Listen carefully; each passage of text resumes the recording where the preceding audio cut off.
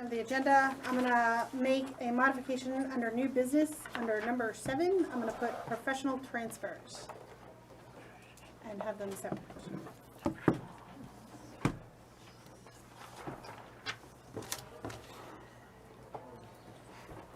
Okay, next, so I propose a little change to our policy for the evening, because we're bringing up discussion on House Bill 349, and I think it would behoove us as a board to have the public involved in the discussion, and we as a board can overrule our own policies by a majority vote. So I would like to open up House Bill 349 discussion to an open, more of kind of an open forum so people can make comments or ask questions, because I know Robin's here with some numbers as well. All 3 select boards from Hebron, Groton, and Bridgewater were unable to make it this evening. So I make a motion to allow an open discussion forum for House Bill 349. Okay. Any discussion? All those in favor say aye. Aye. Opposed? Abstentions? I'm just going to ask public if you have questions or to be involved in the discussion, to just kind of keep it short. I'm not going to time it. Public comment, you still get your 5 minutes. I'm going to try to just ask people if you come up. Try to be clear, concise, and to the point. So our meeting doesn't go on for like 5 hours. But I feel that this is very important because I've seen that people have questions and comments and things like that in regards to House Bill 349. So, movement in House Bill 349. So it's passed through the House of Representatives and it's on to the Senate, and we're waiting for notification on when there'll be a hearing with the Senate Education Committee, similar to what happened with the House. So as soon as we find out that date, I'll notify people if people want to go down and testify. I know it sounds like there's more people that want to go to testify this next time.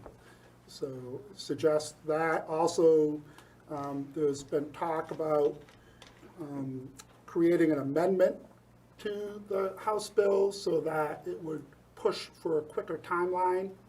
Right now it's troublesome is the 4-year study period. At the same time, as most of you know now, we have a building committee and we're trying to plan for the future of our buildings, and that is kind of problematic at this point. So there may be an amendment brought to the Senate when that committee hearing is. So that's all I know at this point. It was placed on the consent agenda at the House, and because so it wasn't discussed on the floor of the House. But we do have 2 of our representatives here, Carol Brown and John Sellers, and I've spoken with both of them. Another one. Representative C over in the corner, SEE. Oh, hi. Great. He represents Danbury and a couple other towns. Yeah, so I did Welcome, send, thank you. I did, Is he from the House or Senate? from the House. House? Okay, Yeah, thank you. Just clarify. I did send messages to all of our representatives that represent our 7 towns and telling them that I was concerned about the House bill. And to their credit, many of them have responded and said they're going to research it and look into it. So that was good to hear. Okay. Open for discussion. One other thing to be cognizant of it too is budget planning for fiscal years too.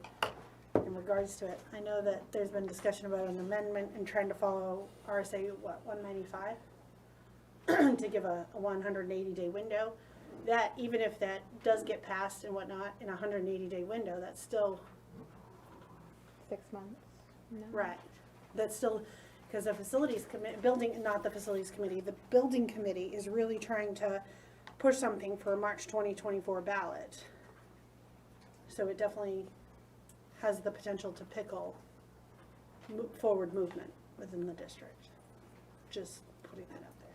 So when you think about big picture dates and timeframes and working backwards and trying to get things, because bond hearings take months to plan and get done accordingly for March of next year. So just a couple things to think about. Are you gonna read Yes, sorry, thank you. I can read the two emails, sorry. I was thinking public comment, but you're right, they're more appropriate to read now. There was two emails asked to be read during public comment, but they were both in regards to House Bill 349, so I think it's only appropriate to read them now. The first one is from Rachel Van Duzer. I hope I pronounced that correctly.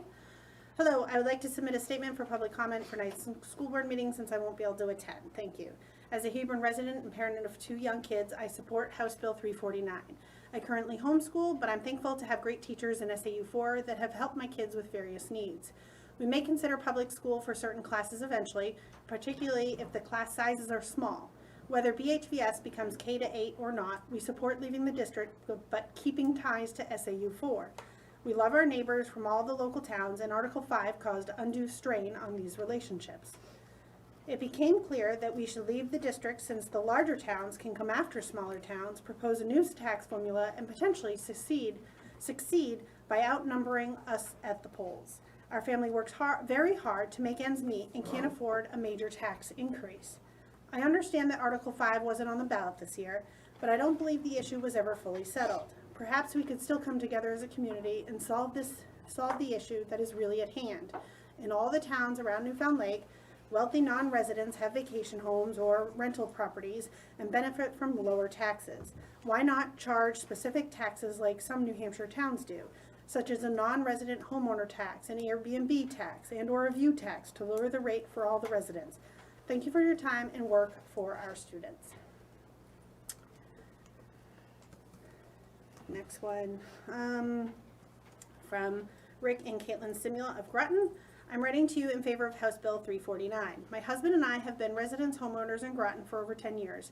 I've been an employee of SAU4. I have my master's degree in elementary education. I have 2 young children, and recently I have been speaking out against the new curriculum being used in our district. A lot has transpired since August of 2022 with curriculum issues, and there is currently a curriculum committee that I'm participating in to create more transparency between school and home. In this letter, I would like to focus on House Bill 349. Some reasons why I would like Bridgewater, Hebron, and Groton to form their own district. 1, location. Living on the outskirts of Groton, it takes me 45 minutes to get to the high school. I would never put my children on a bus for that long, and bearing sole responsibility for transportation would impact us financially and professionally. I don't know why people are shocked at this proposal, because many other towns do this, have their own elementary schools and tuition into neighboring high schools, just like Hill already does. Quality. I think having a smaller district with quality leadership provides the best educational opportunities possible for students. Also, proposals from our current district on a new building and busing all kindergartners to one school is not age appropriate. Taxes. Pierre stated that the tax adjustment issue has been put to rest, but what he didn't say is that it can be resurfaced at any time. Nothing is stopping other towns like Alexandria from bringing this issue up every year, and I think our smaller community is tired of fighting. Groton is an extremely small town with very few students, and adjusting our taxes based on other towns' population in the district isn't fair. I would rather my taxes go up for a new SAU that works for our small community than for our current option. Are there bigger questions that need to be answered? Yes, I have tons. I'm looking forward to learning more. Thank you for your time and growth mindset with this proposed change. Rick and Caitlin Simula of Groton.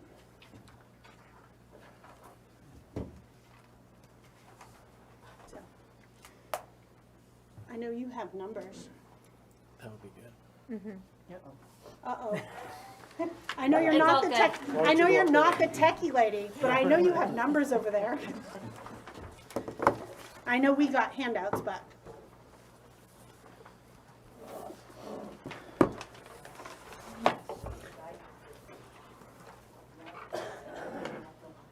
Yeah, I was gonna say we just have to wait.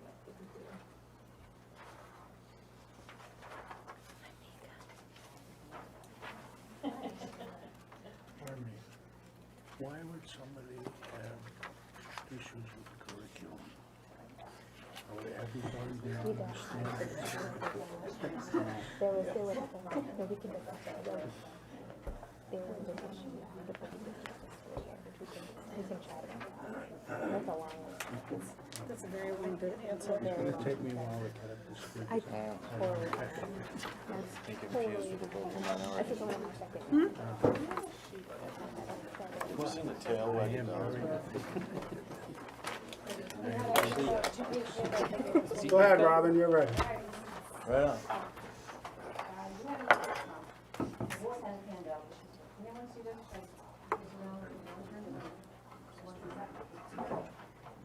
This is the projected cost if Bridgewater, Hebron, and Groton will form on the SAU. This is based on fiscal year 22 actual costs. This information, the first one is the BHBS expenses at $2.2 million. That's exactly how much it costs for that particular school. Not so much the residents of those three towns, but that's the actual school cost. That would include staffing, benefits, electricity, and real maintenance and repairs that we do in that building. I had asked the bus company how many buses went out to those three towns, and he reported to me that there was 3 buses. And our current bus rate is the $53,356 plus per bus, and of course there's a fuel charge also. So that cost is $191. Bridgewater, Groton, Hebron are 15.77% currently, fiscal year 22, I should say, of our total costs. So when we look at district-wide costs, that simply is our total cost at that 15.77%. Calculation that we had district-wide costs, not so much the SAU, but IT, social workers, The other specialist. yeah, all the Both specialists, like, those type of things, so 15.77%. That's just a projection. The SAU costs, we had called up some different SAUs that have approximately the same number of kids that this town was new SAU forming, if that does happen, and the approximate cost of these ones were $400,000. Let's say $400,000. Food service, once again, we have, food service is usually a real cost, what they sell is not a cost, but that's not really the case. It cost us about $80,000, and so the 15.77% of that. Athletics, because they want to do a 7th and 8th grade, that's the 15.77% of the total athletic costs in the 6th and 7th and 8th grade, which is at middle school. That total is $66,000, so the 15% of that increase. And of course, is transportation. The other things that we looked at that potentially would cost that particular SAU is they would need 3 additional teachers, and we just figured them right in the middle of PA step 6. Allied arts, we figured there would be 2, and they currently have 3 pairs for all the kids that happen to be in those towns, have 3 pairs, and there is 1 out of replacement for that.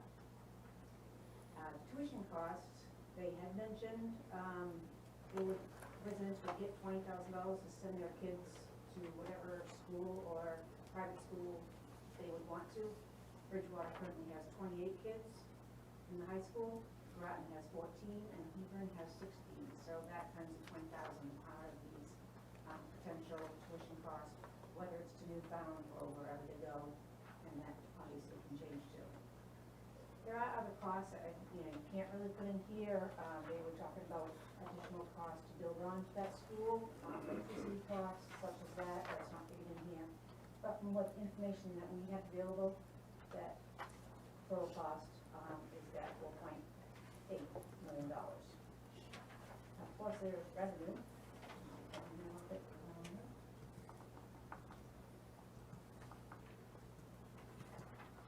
The state revenue, Bridgewater, Groton, and Hebron all get the SWAPS revenue. That's their amounts for the fiscal year 22, and Groton is the only one that gets advocacy. The Medicaid, they currently have 8 kids in the BHBS school that they potentially could get Medicaid. And that's based on about $30, so that is $40 times 180 days times those 8 kids. So that's just, once again, a projection of $57,000. So they have that revenue. And there could be other revenue, and obviously that's swept in as adequacy aid can certainly change. This is 1.8 million. So that total of 3.018, that's the net amount that has to go to school, has to be raised by taxation from those 3 towns. Any questions on those particular thoughts? Yeah, sure.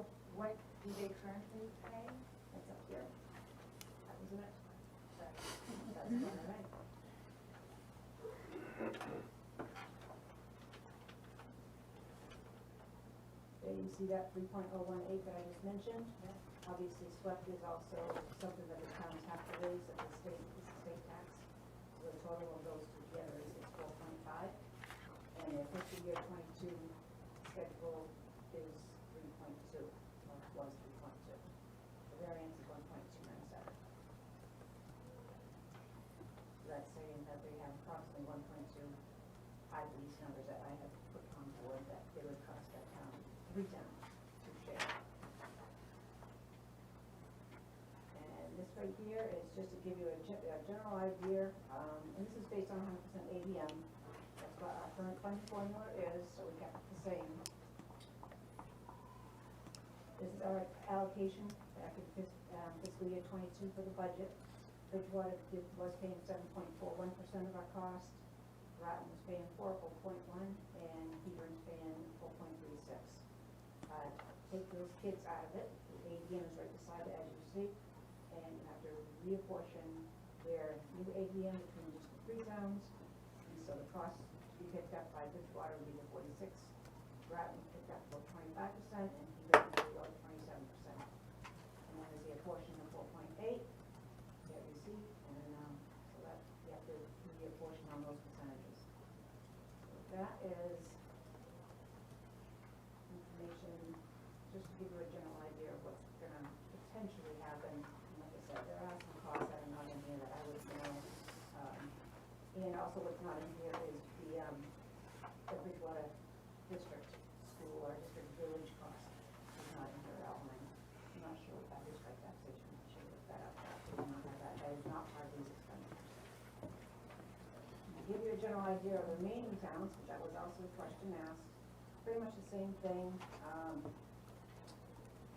The 23 million was our total expenditures for the general fund for fiscal year 22, and I simply subtracted out all those costs on the other page. We subtracted out what the village school cost us. I should say that even village school currently. Took out the 3 buses, the 1 special ed bus, food service, and then something if they pulled out, we would have to take out probably 1 teacher out of middle school, 1 teacher out of high school. We would reduce those 2 pairs that they have currently, and some of those out of district, potential special education costs. Board costs, small but it's fair, 3 less people to pay, it's only $3,600. So that decreases the remaining towns down to about $20 million or $20.7 million. We also have to take into consideration we're going to lose some revenue also. Our revenue was $8.4 million for fiscal year 22, and we took out their SWEP and we took out their advocacy aid and also their Medicaid. So that brings our revenue down to 6.5. So the difference obviously is at $14 million. And kind of the same thing up here, and to answer the question, this is the assessment now. This is how much we would raise, and for fiscal year 22, this is how much it was. So you can see a variance of about 1.6 additional cost that the remaining 4 towns would have to raise.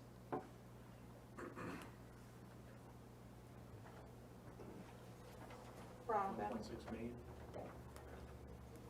Robin, do you have an estimated cost of what insurance and benefits would cost added to, like, on a rough estimate for just that Bridgewater, Hebron, Groton? 'Cause that's- Well, no, I don't have that. I could certainly give it for everybody, but this number here includes, it's quite honestly, it's probably, I would say about 80% of that anyways, because we don't pay for maintenance and such of that school, so that's mainly salaries and benefits for the teachers and paras Okay. of that school.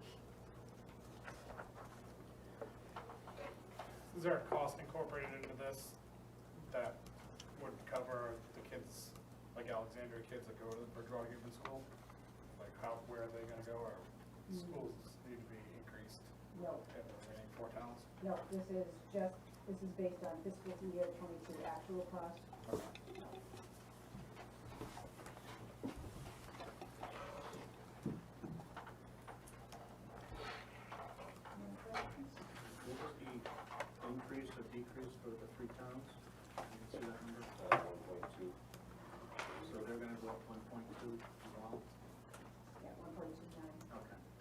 I just make a comment on that? Like, I feel like to have that as a takeaway right now is a dangerous thing from looking at this.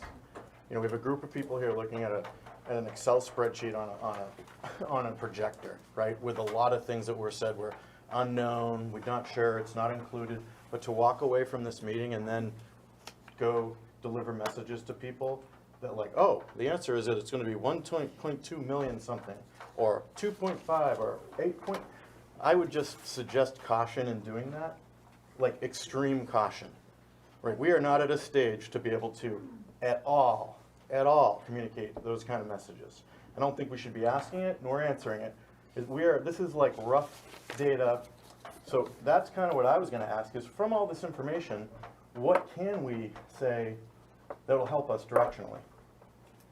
Because there's so many moving pieces to this. I feel like this is so emotional across, you know, whether you're in Hill or Groton or Bridgewater or Hebron or Bristol, whatever. There's, you know, Danbury is being impacted by stuff that's going on right now. I just think we really need to be careful about throwing numbers around right now that are big numbers. I don't know what the answer is, but we need to be very cautious about this. And I would say that this is some of the more factual information we've been given. We've reached out, we've asked. Robin was very clear to say these are estimated based off of fiscal year 2022. Nobody said this is exactly what it's going to cost. We're saying these are potential impacts, right? Because we've reached out, numerous of us have reached out to say, can you meet with me? Can you talk with me? Hey, can you all come so we can all get in the same room and have a conversation? Nobody would accept our invitation for various reasons. But I think this, if nothing else, says as a parent, oh, all right, I know what I'd be like, potentially. And that was made clear. This is just potential impact to all of the Newfound families. Then as a parent, what would your takeaway be? Give me any takeaway. My takeaway is we still have a lot of specifics that we need to figure out. This Okay. is one piece to a 1,000-piece puzzle, So we're violently agreeing. and that's fine. And so, but I'm hearing people asking, is that 1.2? And writing it down. And that message is then gonna go, and that's all I'm saying, is be very cautious with that. Because this is, when you present to a large group of people, you should present takeaways from data, not an Excel spreadsheet. That's just a fact. Because everybody's seeing something different right now. There's a whole bunch of stuff up there, we have 2 sheets of paper, we're all looking at it. Everybody's seeing something different.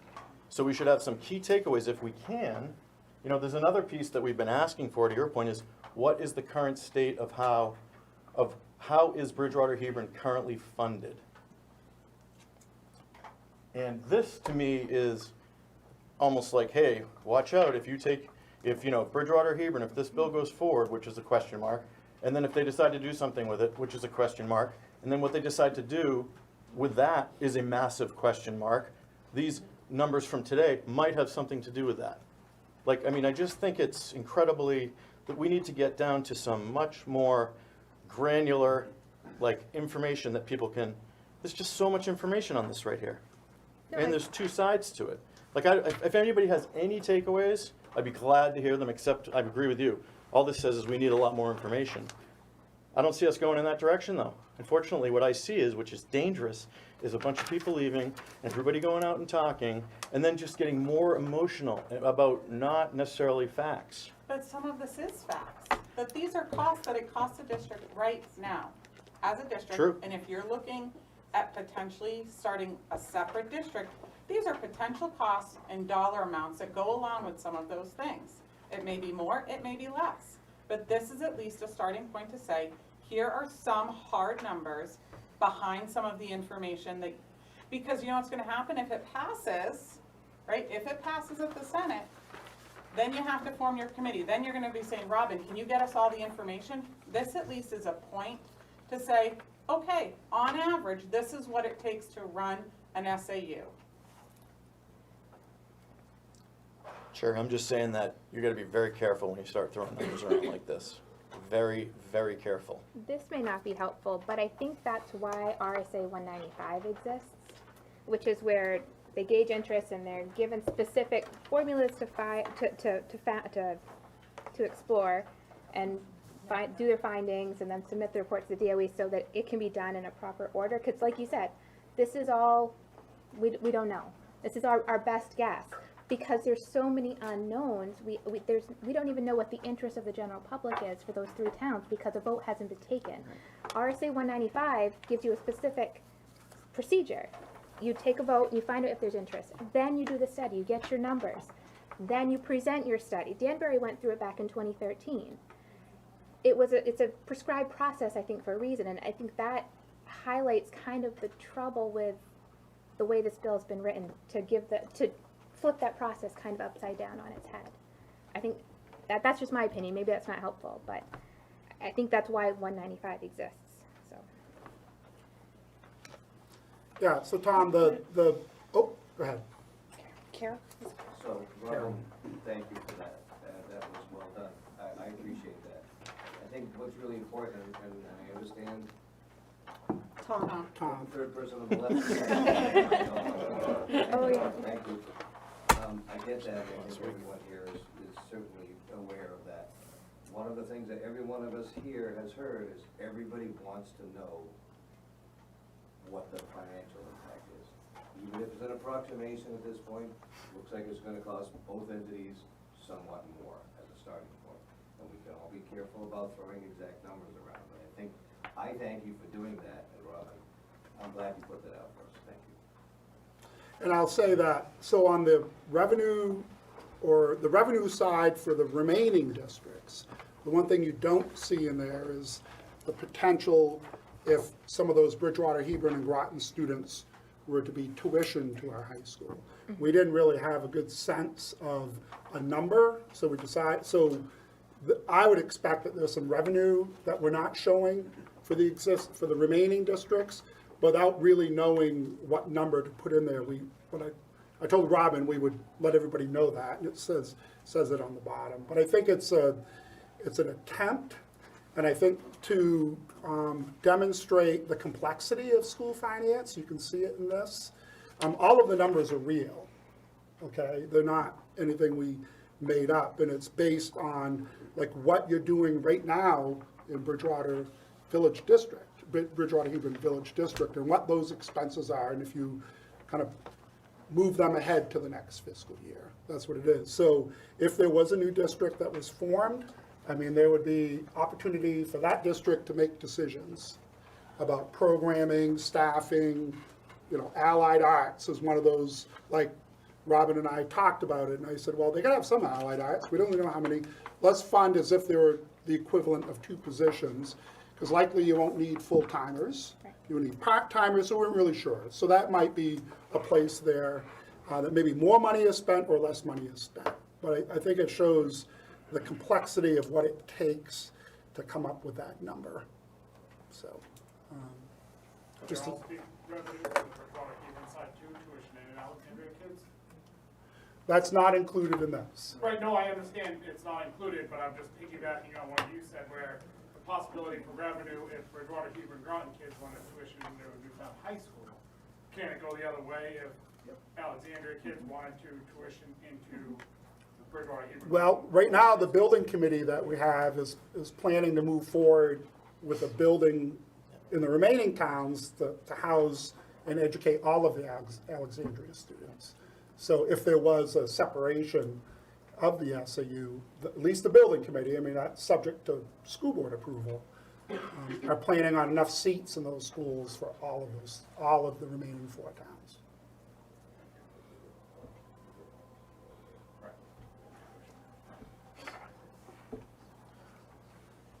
I guess, are there other questions being asked beyond the financial part of, like you brought up allied arts, sports teams, all the time that the kids are doing other things that are opportunities in the middle school. So are we getting answers? And I know that's not all to you guys, but in terms of some of those questions that are beyond the finances.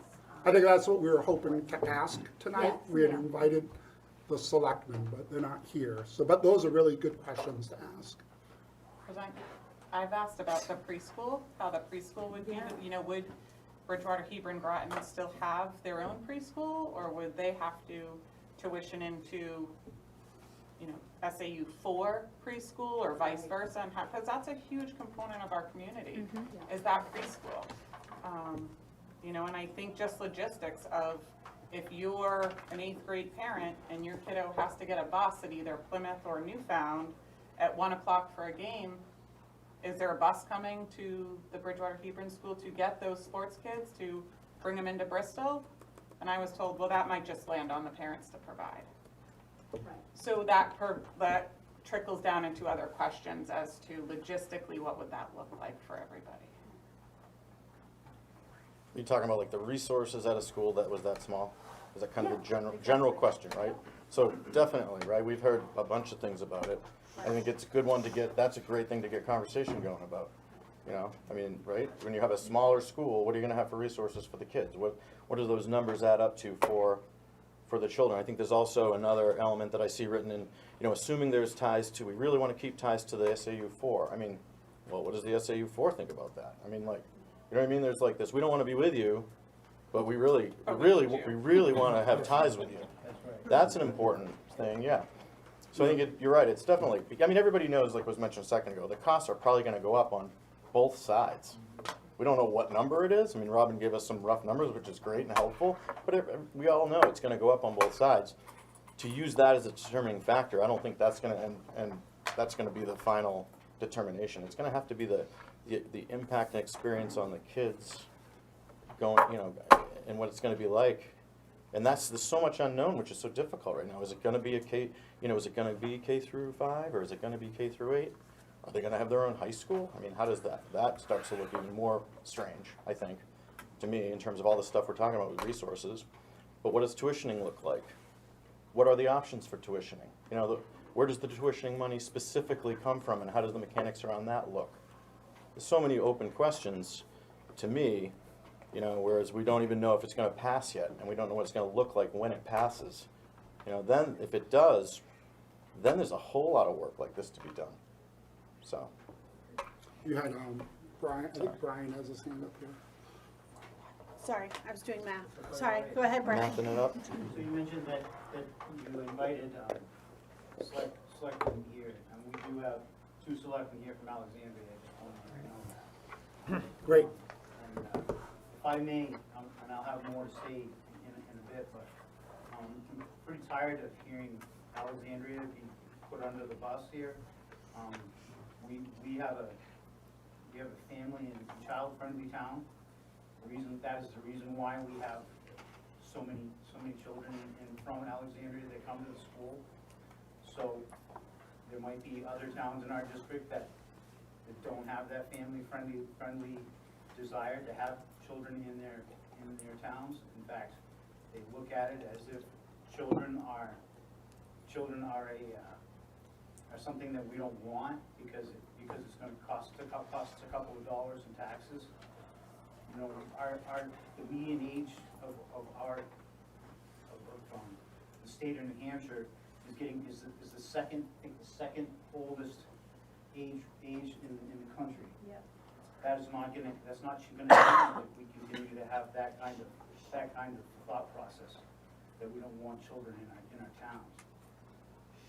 If this continues, our elderly are not gonna have firemen to put out fires, or policemen to come to their aid. Something's gotta be done in towns that have this thought process are gonna be heard in the end. Thank you. Thank you.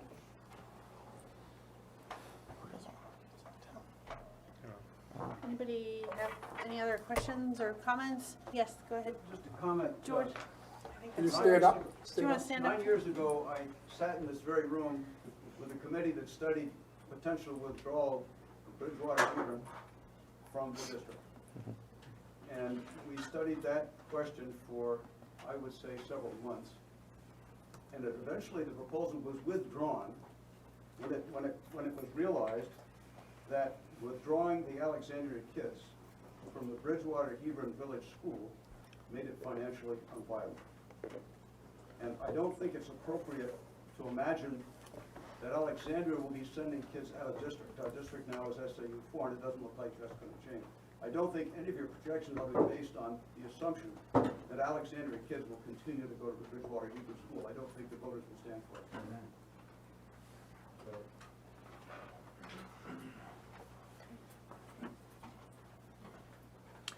Zach, did you want to say something? Oh, I didn't know if you were gonna raise your hand. Okay. Yes, John, go ahead.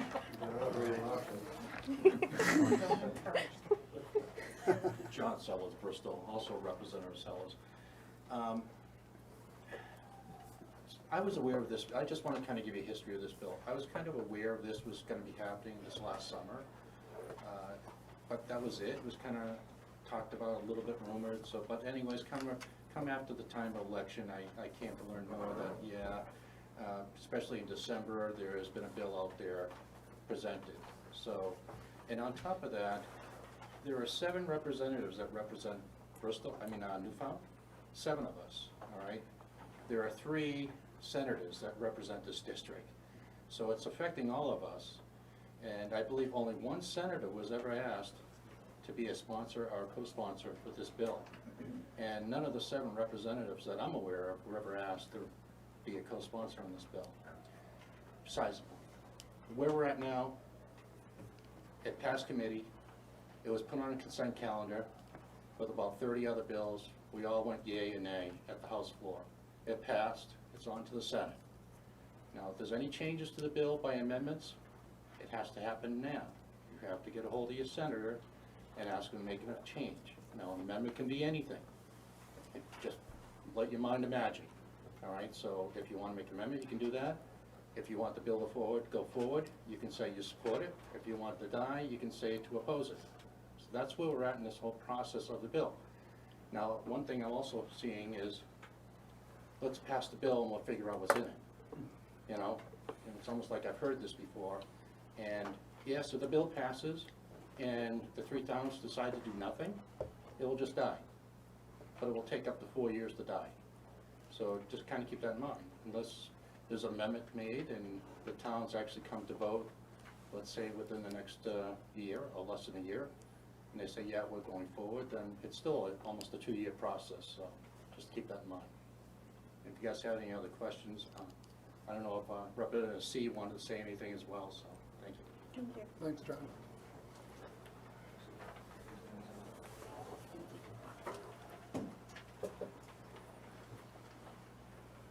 I just wanted to point out a couple of issues on this. If the Senate passes the bill as it's written and the governor signs it, then that starts the process.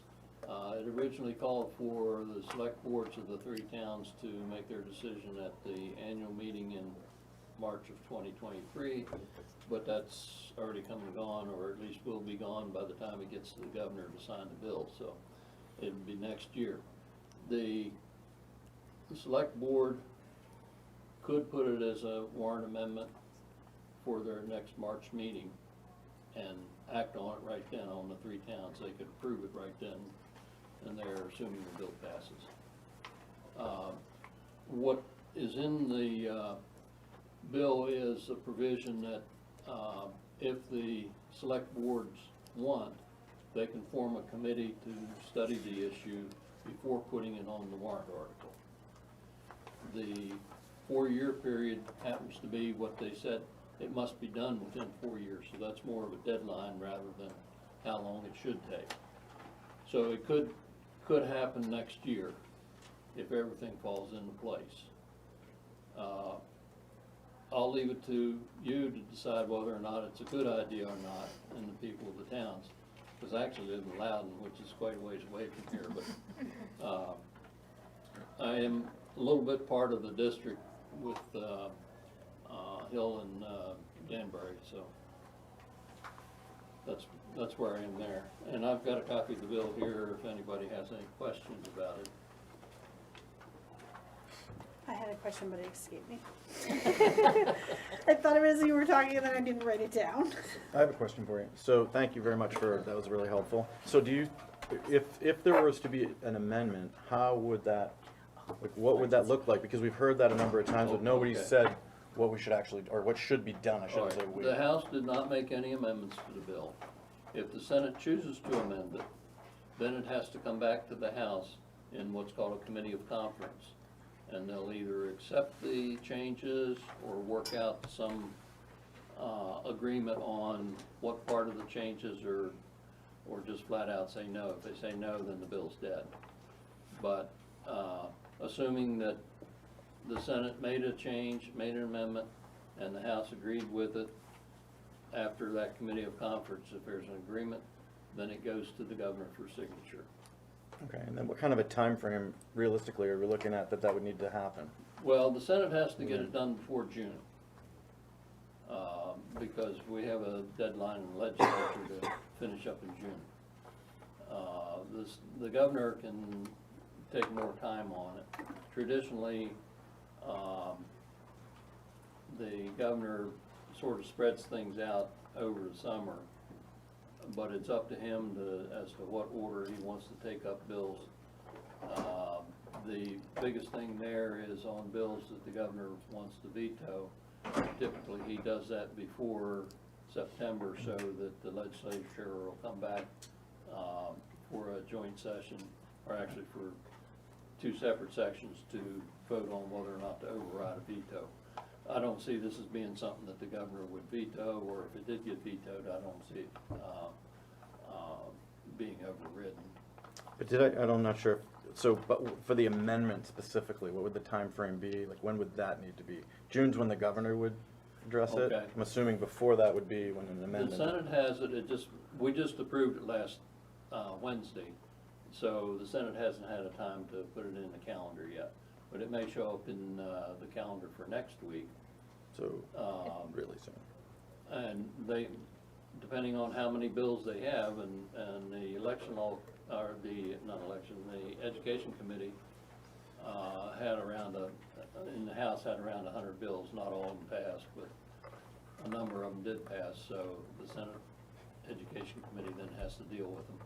So they'll put it on the schedule, and in April and May, they'll have a public hearing somewhere in that time frame. And then after the hearing, the Senate will have what's called executive session, which is when they decide whether or not to pass it and whether or not to amend it. That's the official point there. And then it goes to the full Senate for their approval. Thank you. All right, I remember my couple of questions All right. for you guys. I was just stalling for you. Thank you. I appreciate your stalling. I found the wording that I wanted to ask. Because it says, because it says specifically the 3 towns will vote at their 2023 meeting or such other annual meeting as is determined by the 3 towns under this act. Because it says that they can have a special meeting of the voters in the withdrawing district for the election of board members and officers. But to actually implement this, as I read it, it says that it has to be at the town's annual meeting. But it says their 2023 meeting. That's already gone by. Or such, Or such other annual meeting as Right, is determined by the 3 towns under this act. but it specifies as an annual meeting.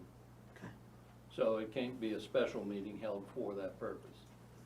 Okay. After the annual meeting, if it's approved, then in terms of having a special meeting to select school board members and such like that, can be done. But to actually, for the towns to actually take action on this to create the new school district, has to be at an annual meeting. And as I said when I first got up here, the 2023 meeting's already come and gone. So Right. So that could all be changed in an amendment, though. it could be changed in an amendment. Right. And if you have any particular things that you think would help this bill, you can contact your senators. In the sponsors, the 2 senators were Senator Ennis and Senator Ward. Other sponsors, right. So, you can contact them or any of the 5 senators on the Senate Education Committee. And if you go online, I think there's a process for being able to email the whole committee. But, or if you think it's a bad idea and can convince the senators on the committee to say no to it, that's another option, so. eventually it would have to get to the full Senate. So the Senate committee has to have a hearing, then decide what to report to the full Senate. And then the full Senate will act on it. And if they want to, if the committee said they recommended against it, then the full Senate can vote that recommendation down and then make a recommendation to pass it. So there's a number of options, but I would expect by mid-May that it would be finished with the Senate. So I asked Ned Gordon, former rep and our moderator, the process for amendment, and basically what you had said, but he had suggested that somebody go at the day of the hearing, the Senate hearing, the Senate committee hearing, and bring an amendment in writing and give it to them there. That Just like was- we do at town meeting. or- Yeah, so that's what he had said. So it's really up to the board. I know I've been emailing John and Carol back there, and Fran Wendelbo has also been emailing me about an amendment, but I feel like I would need some direction from this board if that's what you would want. I'm not gonna work on it unless this board wanted an amendment, Yeah. so. Every individual in the district, if they want to, they can separately approach the Senate and say, hey, I want this, or I don't want this, so. Sure. Yep. But, as a official SAU, being able to present a request for an amendment from your group, it has a little bit more weight than individuals. Great. Thank Thank you you for very coming much. tonight. Did you have something else, Karen? Sorry. So I think just the question for me is, setting aside whether this is good or bad or indifferent, if it happens, what's the time frame that the school board would look at to make this work? 4 years? 4 years is going to complicate your building planning and everything. So if we were to look at an amendment that's coming through, and we were gonna look at a time frame, because I've been told by someone in support of this on the other side, that, oh, it'll probably only be a year, maybe 18 months, but it still says 4 years. So, for you to decide whether you tell the three of us and your senators or whoever, or bring it forth yourself, what's that, set aside whether this is good or bad, what's that? They're gonna go ahead with it, right, probably. So, what's the time frame that works for the SAU to be able to make your plans? That's a good question. John Sellers was talking about 2 years, and we were talking in the office today, and it has to dovetail with our own budget development process. So when we start planning our budget, we start as early as September and October. So heading into this fall, we're planning with Bridgewater, Heber, and Groton being with us. So all of those budget figures get put into that budget. That's when it all starts. So we would need to know if there was gonna be a separation prior to that. So to John's point, when you work it out, you gotta then you gotta figure out, okay, even beyond that, when will the official withdrawal from the SAU be? When there be no longer, our Alexandria students there, or however else you want it to be. So we really need to kind of reverse backwards plan and figure, which we started to do today, but I gotta say, it's pretty close to what John was saying, right around 2 years from where there would be a withdrawal, that would be the end of the relationship. So that is, But it doesn't say that now. no. That's my point. And that would still be fair to SAU 4 in going forward with the planning for a new building, a bond vote. It may even require that SAU 4 delay the vote, because we've been kind of gearing up for March of 2024, but that would lead to a lot of uncertainty if a decision hadn't been made yet. So. Quick question on that, is the 4 years as it's currently written, is that the end point of which then it's separated, or is that the process by which they just do all the planning, and, you know what I'm saying? I think they would have to have a So decision made. They have It's- And 4 have some years. kind of movement. That's what I think, is the decision's made within the 4 years, right? And then 4 years from passage of legislation to study and call for a vote. That's what the bill says. So that's what I mean, all I'm So saying they there is only have that's, to call a vote within 4 Yeah, years. that's a So big it could be another difference. 2 years after that. right, which is a big difference from 2 years and we're separated. This is saying 4 years, and then we're starting the work. You know what I mean? That's a big difference what we're talking about right here. Yeah, you're right. So, to answer the question, I mean, I think we have to, you know, that's a really good question. I don't know what the right number is. Is it 2 years until you have to start doing the work? 1 year is impossible, right? This goes back to what I was saying about Right, I was RSA saying one ninety-five. RSA 195, RSA one 180 ninety-five, days. yes. Come on. 195, Right. 25, paragraph 2 says within 180 days of the first meeting, after a vote has been called, they have to make a report to the Board of Ed. So that's 6 months. And then, once that's been reviewed, because we've been through this process before, again, with Danbury and with Bridgewater, they have enough time, or if more time is needed, an additional 180 days could be granted, but withdrawal plans have to be submitted to the DOE no later than November 1st. They actually have that in 195-25 paragraph. So that should inform that answer, correct? Well, In no, mine. that's if 195. If they followed 190 195. 195 would only have been enacted if it was put on a warrant article as a In petition March. warrant But in this March. But we use flips that the logic to, process Yeah. on its for which head. we should ask for an amendment though? I guess that's what I'm wondering. Should we model it after that? Is that what you're saying? In this, I'm speaking as myself Yeah. here, my personal opinion is if that's been the process that has been in place in RSA that has worked historically, that 180 days is sufficient, or a subsequent 180 days if that proves insufficient, I think that's a good starting off point, to ask for 6 months. And then, you know, on November 1st, submit to the DOE deadline. Because that allows for budget planning, because we're doing our budget 18 months in advance, essentially. So that's why I did the research and read it, because I'm like, well, what are the differences? And the difference is that they have 4 years to study before they call a vote. Whereas in 195, it's call a vote, then you have 6 months to study it, and then changes can be made. So. Yeah, yes. Sorry, No, you're okay. unless the passage of the bill overrides the RSA as it exists. Right, unless it's That's amended. the whole point of the bill. And it kind of brings up the point of, it's incredibly difficult to vote on something that you don't know what you're voting on, Bingo. because the planning hasn't been done yet. Yeah. Bingo. Which is probably why 195 exists. Ruby, Yes, Ruby?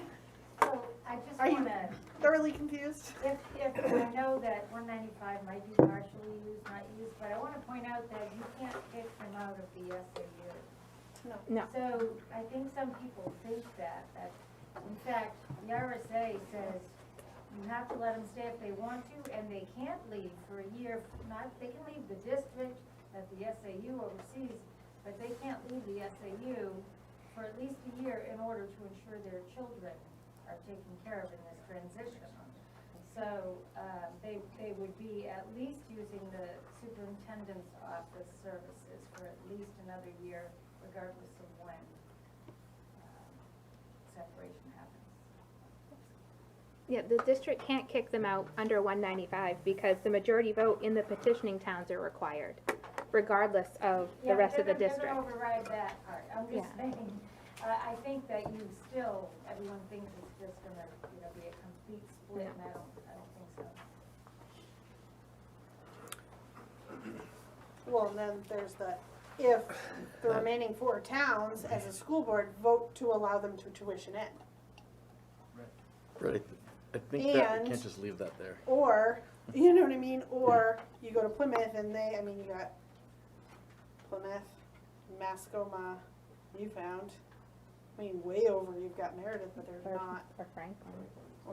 well, you'd have to go through it before you bring them, but I'm just saying, that's, then you have 4 towns that are left that you're just hoping that they vote to approve. I mean, we also have, I'm totally looking at big picture, we have Hill, who's now requesting to join the SAU because their SAU costs and their overhead costs are just getting to be so high in regard to their taxes that they wanna come join the SAU. They're looking at a study to join our SAU, Potentially. potentially. Because So, that hasn't been decided yet. no, I know, I know it hasn't been decided, but there has been talks, there's Yes. been discussion, Yes, so there there's has been discussion that there's that a would lot be a of- desirable outcome. a lot of moving pieces. Well, that's counter to the earlier letter that we heard that talked about Groton and, you know what I mean? And the benefits to the smaller school, and we have Hill on the other hand, trying to, potentially looking at getting into it. So literally counter to it. But on the other point, just to make sure I'm clear, like, so if the 3 towns voted, right, and they are gonna have their own, what's the end result of that? Their own district, their own SAU, Their own SAU. their own SAU, right? Now, I just wanna make sure I'm clear now. So say that happened and there's a time frame. What was said earlier was that the superintendent or some other services would still be required for another year or so, but they would not be part of our SAU, correct? Correct. Right, okay, I just wanna make sure that was clear, because I was hearing something a little, maybe I was hearing it wrong. Ruby, I will say that I've had a conversation with someone on that side that said, well, we might ask to contract our SAU services through SAU 4. Right. I'm just putting it out there, I'm not, Bristol or Bridgewater, so I have to be careful. Again, that's also waiting on the 4 towns left over voting to approve it. I'm Yeah, not and that saying could be a future, 4 years from now, could be completely different completely board. different board. Right. Yes, John? Yeah, one other thing to keep in mind is that if you're going through the facility study, you have 7 towns voting on that versus if 3 are leaving, they shouldn't really take any part in the vote. And come that next year, if it's a year and a half, 2 years later, whatever it is, doing the budget as well, they shouldn't be part of the budget process. So you gotta kind of keep all this in mind. And that bill, 349, doesn't lay that out very well, just saying. But you also can't exclude towns as long as they're still part of the SAU. Right, which, yeah, exactly, which is what will happen.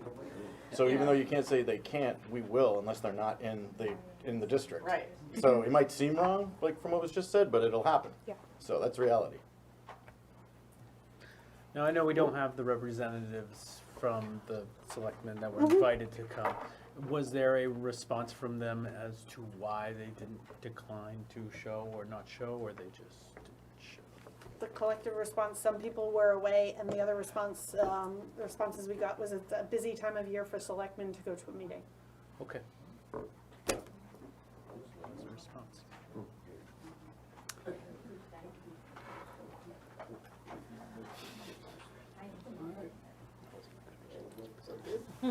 Yeah, all right, okay, before I move on, does anybody have any motions for amendments or anything along those lines? Because we do not have House Bill 349 anywhere else to discuss, so. So, Well, I guess I would ask, does the board want me to work with some of our representatives on an amendment? that's what I was going to ask. So Is I'm not should gonna we do it direct unless you Pierre tell me to do it. To draft a letter from the school board, like what, should we take a position on what we could live with as far as an amendment goes? I think we can, because we're in a time crunch, I think we can make a motion to allow Pierre to work on an amendment to kind of define our biggest thing. What I'm gathering from all of us is that time frame to lock some of these very important pieces, components that we've all discussed, the time frame, a little bit more clear guidance on ins and outs of the process. When the break actually Yeah, happens. just because I think that's really important for an amendment personally, because we have so much hinging on it. Budget committee, building committee, and many other things that I think that would be appropriate, personally. I would make a motion for Pierre, superintendent, to work with, what do you need to work with? Ned Our Gordon. local reps. The local reps and Ned Gordon, to and work on moderator. drafting an amendment. And I would specifically like to get a suggestion about some of the, maybe taking some of the language that you suggested. 195. Because I feel like the 195, I feel like that seems to work, that seems to be the best solution to me in an ideal world for the, If we're gonna be flipping the process on its head, it'd be nice if it at least mirrored it, in my personal opinion. Because there's a way to handle it, I think. I'll second the motion. Okay, any discussion? So it would be guides of 195, kind of similar timeframes and things like that, right? Is that what everybody's? And then I think, personally, because of the time frame constraint, you can just email us on updates Yep. of how it's going. Yep. Because I think that's gonna be important. Should we have a timeline, like as to when we wanna see it by our next meeting? Well, we'll Because need they it might- before we'll that. Before need it then. It'll be before That's the then. problem is Oh, he's that's gonna need it right. Yeah, before like our for next the- meeting, because if It the could- House Education, if they decide That's next right. week they're gonna have it, we need to get moving. Yeah, Yeah. So I Well- think you should ask for opinions and Once it feedback goes to the, from us. gets on the calendar at the Senate Education Committee, sometimes they're known to call a hearing 2 days in advance, so you've gotta be Yeah. ready. Essentially, I would, about the 2 year, the total 2 year, by the end of 2 years, be We would ready know. to separate. yeah. Incorporate the 180 days and all that, so. Okay, any other discussion, points of interest, No. et cetera? Okay, all those in favor say aye. Aye. Opposed? Abstentions? All right. Moving on.